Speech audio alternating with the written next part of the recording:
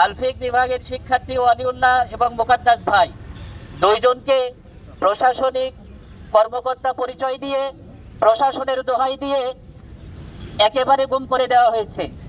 আমরা জানি তাদের কি অপরাধ ছিল, তারা কতটুকু দোষী ছিল, কতটুকু দেশের জন্য বিপজ্জনক ছিল, সব আমরা জানি।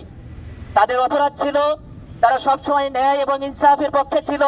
হাজারো ইবিয়ান তাদের ভাইকে ফেরত পাওয়ার জন্য অপেক্ষার প্রহর গুনছে। আমরা আজকের এই মানববন্ধন থেকে ইন্টারিমকে আহ্বান জানাতে চাই, আপনারা তো অনেক দিন ধরে অপেক্ষা করিয়েছেন, আপনারা আমাদের ভাইদেরকে ফিরিয়ে দেন।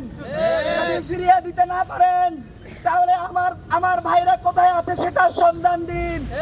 আমরা আজকের এই মানববন্ধন থেকে এটা বলতে চাই যে আমাদের ভাইদের সন্ধান দিন। যে গুমগুলো হয়েছে তাদের যথাযথ বিচার করুন। যারা এই গুমের সাথে সংশ্লিষ্ট ছিল তাদের যথাযথ বিচারের মুখোমুখি করে জনগণকে জানিয়ে দিন, যে যাতে করে আর কোনো গুমের মুখোমুখি বাংলাদেশের কোনো জনগণ না হতে হয়।